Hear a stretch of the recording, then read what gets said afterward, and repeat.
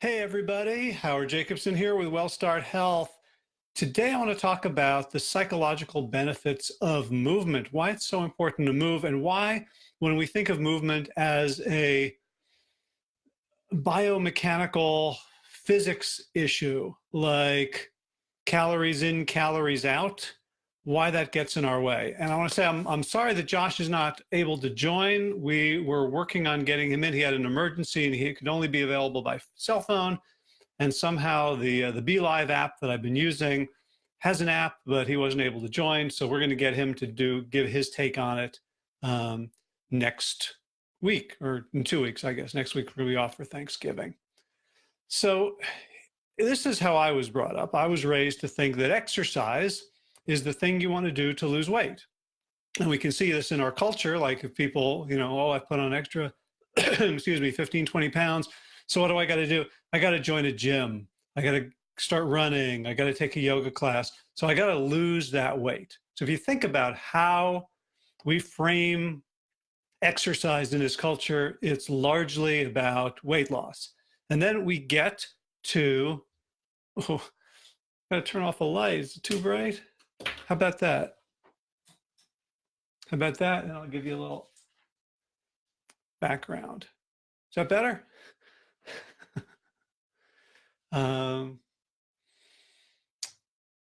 Right. Exercise is the thing that you do, but you don't want to do. So there's all sorts of jokes about this, right? Like I can't remember what exactly the words, but I was, walking down a commercial retail district, and there's a poster or a sign in one of the windows that's basically like shopping is my workout, or no background, huh? The exercise is the thing that we love to hate. I'm glowing. Okay. All right. I'm just going to talk. I'm not going to worry about what I look like anymore.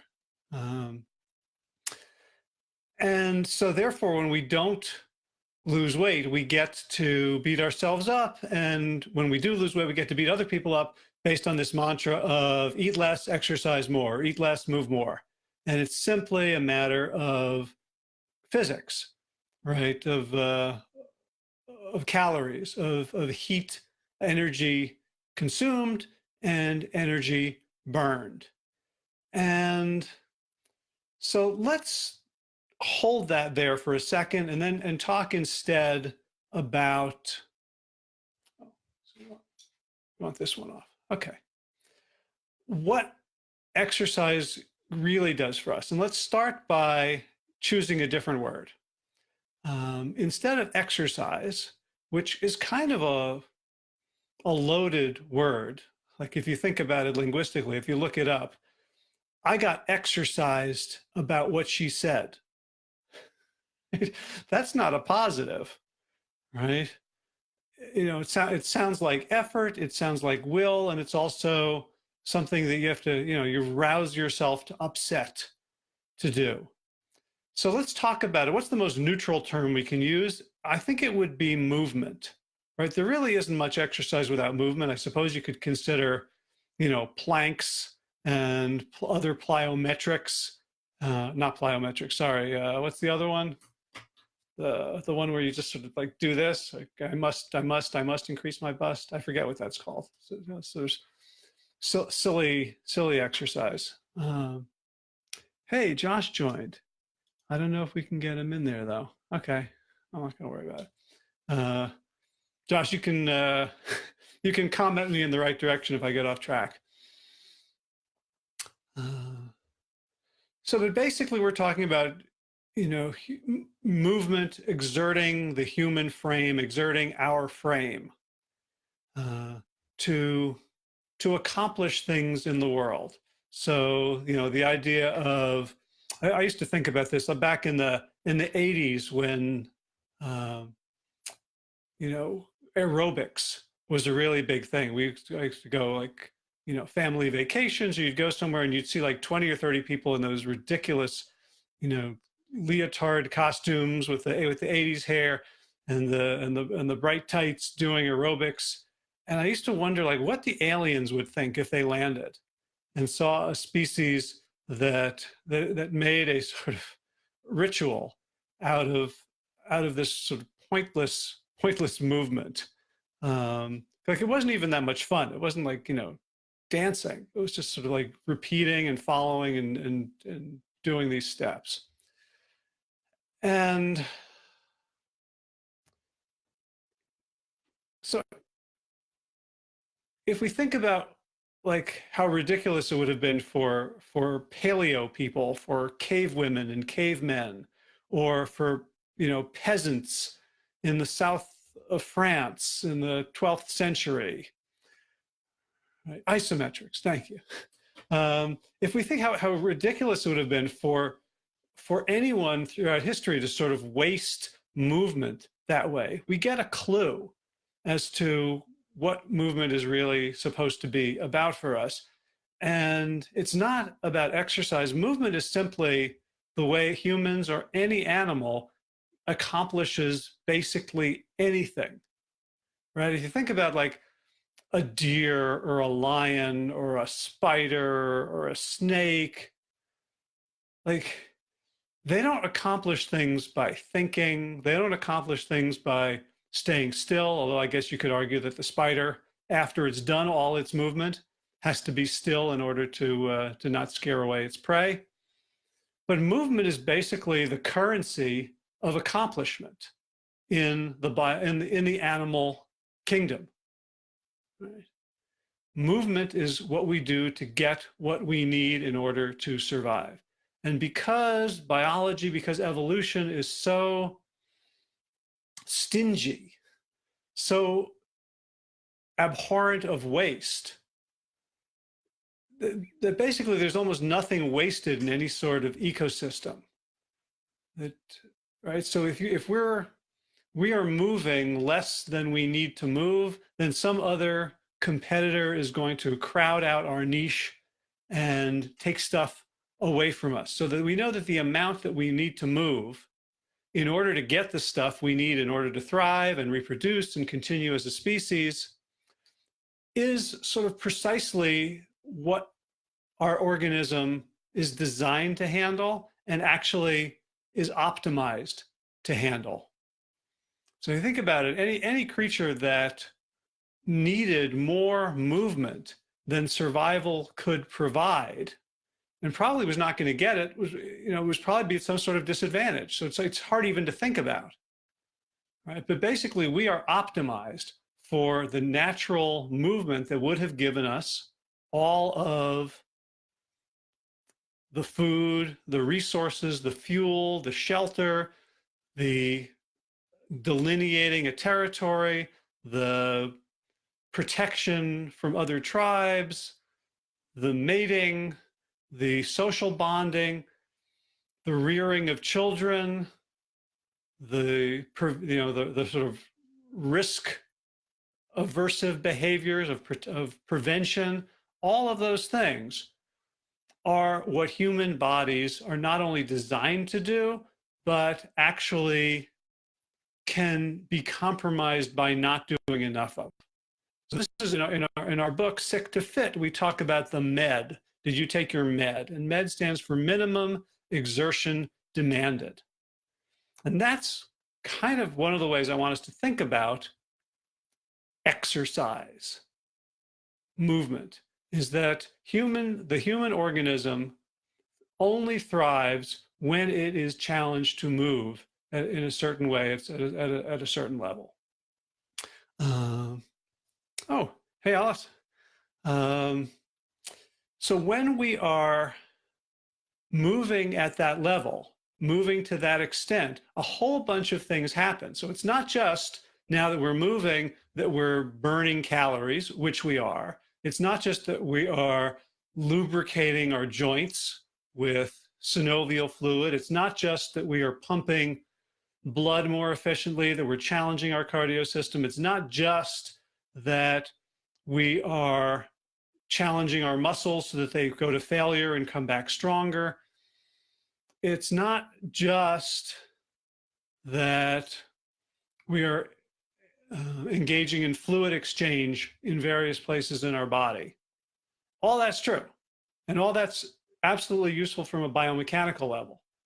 But when we are moving as a species, a whole bunch of other things is happening as well on the sort of psychomotor level. So one thing that's happening, if you think about like the brain, our big brains that when I'm not moving, I'm basically revving that all the time. So if you think about thinking without moving is basically like you're sitting in your truck and you're in neutral or park and you are just constantly hitting the gas, vroom, vroom, vroom, vroom, but you're not going anywhere physically, but the brain is going. So just like that's probably not so great for your truck, having this constant brain revving, thinking, pontificating, planning, scheming, strategizing, evaluating, assessing, analyzing, is we actually spend 25% or so of all our calories on the brain, which is a huge energy hog. So the brain obviously has to pay for itself, and it does so in human beings, right? We have all these, wonderful cognitive abilities that have allowed us to, build things, create civilizations, have technology, get close to destroying the planet, all really, cool stuff. But the brain actually is optimized only during movement. Because here's why. If you think about the body laying down, head on a soft, mossy rock, eyes closed, the body is sending a message to itself, to its own limbic system. It says, we are safe here. We are in equilibrium with our environment. We are fine. And so when the brain is fine, there is no gap between what we've got and what we want. And therefore, the brain doesn't need to work. There's no gap. Motivation. Think about the word motivation. Motive, movement. Motivation is a desire to move. We only have that desire to move when we need something. So when we are perfectly safe, perfectly fed, perfectly warm, whatever the parameters are in our environment, then our brains can shut down. We don't need to be constantly scanning, planning when we are fine. So from an evolutionary perspective, when we're not moving, our brain wants to cool it. It wants to rev down. When we are moving is when our brain is encountering new things, taking in new stimuli, having to formulate plans on the fly. Josh writes, what kind of movement would have been needed as a wild human to achieve the 3,000 calories we get a day? And how much? Lots of walking and thinking, running, plotting, moving. Do we get movement in that volume today? And Josh says that's his North Star. Like that amount of movement is what we need in order to justify the calories. So we're walking around with all these technologies, and basically we're living off of fossil fuels, right? It's like a rich kid with a credit card. You can get whatever you want, but there's no cost. You don't even see the bill. We don't see the bill, right? Because we don't have to go out, grow the wheat, harvest the wheat, thresh the wheat, grind the wheat, bake the bread, collect the fuel to heat the oven, build the oven, guard it from predators, right? So we're living in this disequilibrated existence. And movement is one of the ways that we get to bring it into balance, pay it back, pay it forward, so that we can resume our place within an ecology, within a sane ecosystem, right? Because someone's paying, right? Someone is paying for, like someone's paying that credit card bill. Someone is paying somewhere for our lack of movement, right? We're getting the calories in, but we're not putting the calories out. So that's one aspect of movement, is it's simply part of a balanced brain body connection. The second thing, and I'm going to have a coaching call in 3 minutes. It took me a while to get on, so I apologize for the shortness of this. The second thing, and this I get from my friend and instructor, martial arts instructor, Glenn Murphy, is if you think about a body at rest, a body that doesn't move. So me sitting at my desk 8 or 9 hours at a stretch. And this is even, let's say I'm going to go and I'm going to do a hard workout in the morning, I'm going to do a hard workout in the evening, but I've got 8 or 9 hours of basically sitting still. What does that posture, that lack of movement, communicate to my limbic system, which is limbic system constantly scanning the environment just to determine, are we safe or not? Basically, that's the nervous system's got this entire giant mechanism. Think of it as our our NORAD. It's constantly going, what threat level are we at? Are we at 0, 1, 2, 3, 4, 5? And when we are, you'd think that lying down is like, it's very relaxing, like not moving would tell us we're relaxed. Because as I said, if you're lying down on a rock, that's really, really cool. And you're in homeostatic equilibrium with your environment. You don't need anything. But if we spend day after day sitting at our desk, not moving, what is the message? There's only 3 reasons humans would not move for long periods of time. 1, you're sick. 2, you're injured. 3, you're hiding from danger.